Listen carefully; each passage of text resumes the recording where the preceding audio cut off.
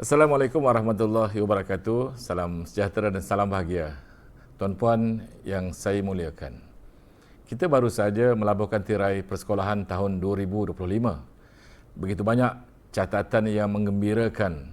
Perkara-perkara terbaik telah berlaku dalam pendidikan yang kita operasikan melalui kejayaan anak-anak kita yang bukan sekadar dalam bidang akademik maupun dalam pelbagai bidang yang lain, sama ada dalam bidang kurikulum, kepimpinan dan sebagainya.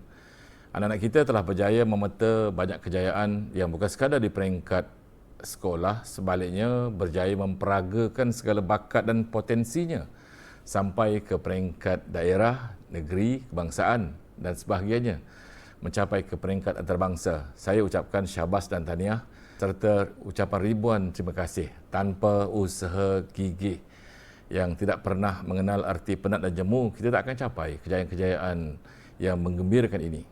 Anyway, the past is past. Pembelajaran persekolahan 2025 telah pun berlalu dan beberapa hari lagi kita akan perlu menyediakan anak-anak kita bagi menghadapi dan mendepani persekolahan sesi 2026.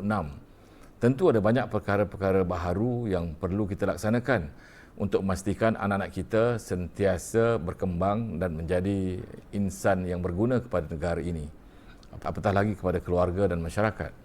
Semua ini harus disediakan kerana tanpa persediaan yang rapi serta perancangan yang teliti, kita tidak mungkin mencapai apa yang kita sasarkan.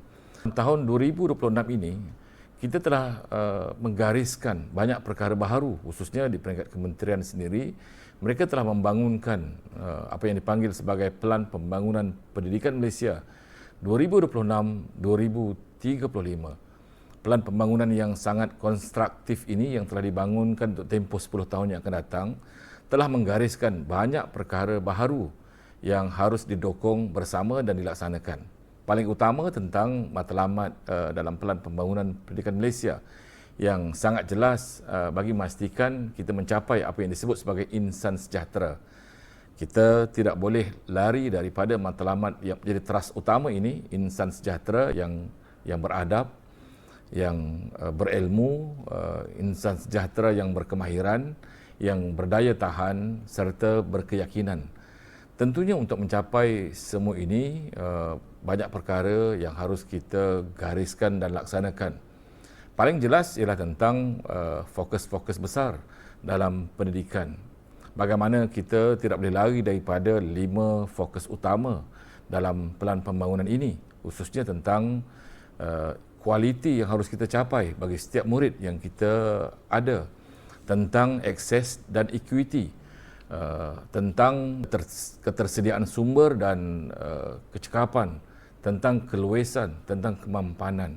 Semua ini telah digariskan berdasarkan kepada beberapa inisiatif dan strategi, khususnya bagi memastikan 7 teras utama yang menjadi tulang belakang dalam Pelan Pembangunan Pendidikan Malaysia bukan sekadar dibaca tapi sebaliknya dihayati untuk diterjemahkan. Pertama, tentang sistem pendidikan yang relevan, yang inklusif, yang dinamik harus diterjemahkan supaya tidak ada orang yang terpinggir, tak ada orang yang tersisih. Biar di mana sekalipun kita harus menyediakan satu sistem yang inklusif, yang menyeluruh, yang semua orang akan dapat nikmati. Kedua, tentang bagaimana kita tidak boleh tidak daripada memastikan kita mengoptimumkan segala bakat dan potensi murid supaya anak-anak kita akan menjadi murid-murid yang berprestasi tinggi, yang boleh mencapai ke tahap diterima di peringkat global atau pasaran antarabangsa. Itu antara teras-teras yang penting. Untuk mencapai matlamat yang suci ini, tidak boleh tidak harus menyediakan tenaga sumber atau pendidik di semua peringkat, bukan sekadar di peringkat sekolah, malah di peringkat pejabat pendidikan daerah, di peringkat negeri, di peringkat kementerian yang berkeupayaan tinggi, selari dengan apa yang diperlukan dalam arus pembangunan pendidikan.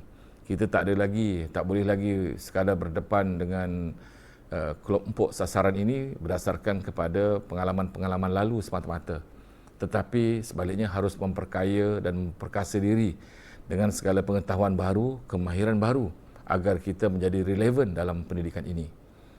Tuan-tuan yang saya muliakan, tidak cukup dengan 3 teras utama di semua peringkat. Kita tidak boleh tidak daripada memastikan teras yang keempat tentang bagaimana harus menyediakan infrastruktur dan infostruktur yang benar-benar relevan dalam pendidikan. Walaupun kita berdepan dengan begitu banyak sumber kekurangan di sana sini, tetapi mesej utama yang harus kita sampaikan kepada semua peringkat ialah tentang kemudahan-kemudahan dalam pendidikan, tentang bagaimana kita harus seiring dengan arus perkembangan pendidikan moden, tentang bagaimana dasar pendidikan digital harus dimanfaatkan. So itulah yang disebut tentang infra dan infrastruktur. Sebab itu antara teras penting yang harus kita kembang dan bangunkan ialah tentang sinergi, tentang pihak-pihak berkepentingan, tentang pihak-pihak tertentu yang harus diberikan peluang semaksimumnya agar mereka turut sama membantu dalam pendidikan ini. Tuan-puan yang saya muliakan, 7 teras yang digariskan, 5 daripadanya telah saya sebutkan, dan teras yang ke-6 tentang bagaimana kita harus menyediakan ekosistem pendidikan yang mampan, yang sesuai dengan perkembangan terkini dalam pendidikan. Dia bukan sekadar soal fasiliti dan kemudahan semata-mata, tapi lebih besar lagi ialah tentang bagaimana learning environment harus berlaku, bagaimana subject matters environment harus berlaku, bagaimana tentang school environment harus berlaku. Semua itu disebut sebagai ekosistem dalam pendidikan. Dan yang terakhir ialah tentang tadbir urus dan sistem penyampaian, yang juga menjadi satu lagi teras penting dalam pendidikan. Sebab itu tuan-puan yang saya muliakan, pendidikan ini harus bergerak dan berkembang berdasarkan kepada matlamat yang jelas, seperti mana yang ditulis sebelum ini tentang begin with the end in mind, tentang apakah matlamat utama yang harus kita capai dan memastikan tak ada orang yang tersisih dan tak ada orang yang terpinggir. Semua orang harus mendapat matlamat ini. Lakukanlah semua perkara yang betul. Dengan cara yang betul, lakukan semua perkara dengan betul, kita akan memungkinkan kita dapat kejayaan. Sebab itu antara perkara besar yang ditulis di pelbagai peringkat, untuk berjaya tidak boleh sekadar bergantung kepada nasib semata-mata. Kalau kita bergantung kepada nasib, peluang untuk berjaya mungkin sekadar 1%. Peluang lebih baik kalau kita bergantung kepada talent. Tetapi jika kita sekadar bergantung dengan talent, peluang untuk kita berjaya mungkin cuma ada 2%. Bagaimana untuk kita mengembangkan peluang untuk kita berjaya? Sebab itu dalam banyak penulisan dia kata antara faktor lain yang boleh membantu kita untuk berjaya ialah cuba bergantung dengan being a team player.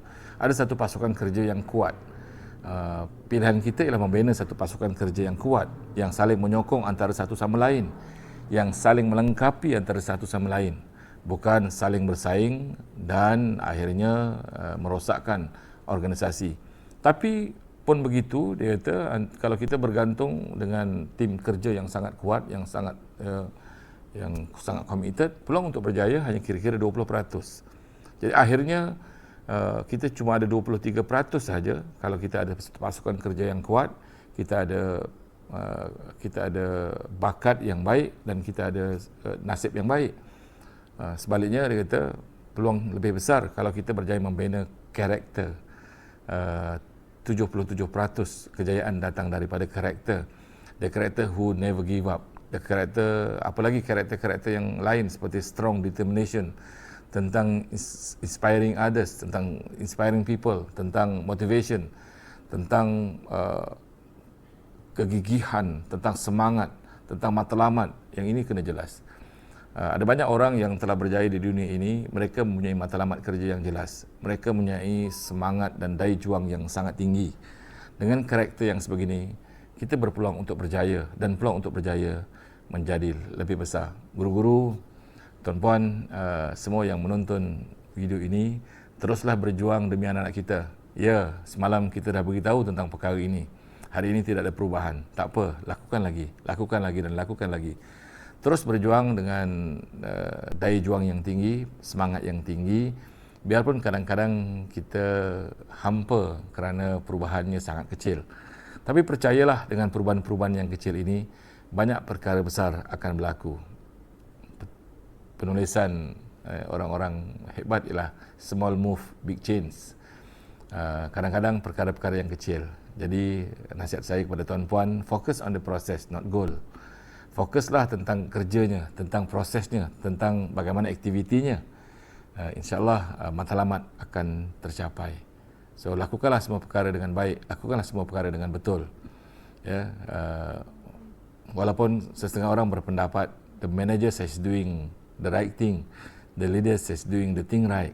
Sebagai kita, sebagai guru, kita as doing the right thing and the thing right. Lakukan banyak perkara yang betul. Bukan sekadar lakukan banyak perkara yang betul, tapi lakukan banyak perkara yang betul dengan cara yang betul. All the best kepada semua. Mudah-mudahan kita semua akan berupaya menyemarakkan pendidikan ini menjadi lebih baik dan lebih baik. Dan insyaAllah sesi persekolahan 2026 yang dimulakan dengan landscape pendidikan yang menyeronokkan, menggembirakan, benar-benar dapat diserlahkan.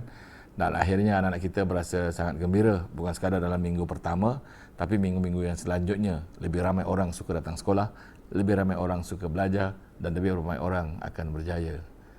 Kalaupun ya ada ujian di sana sini, tenanglah dan hadapilah segala ujian di sana sini dengan tabah, dengan daya juang yang sangat tinggi. All the best kepada semua. Sekian. Assalamualaikum warahmatullahi wabarakatuh. Terima kasih.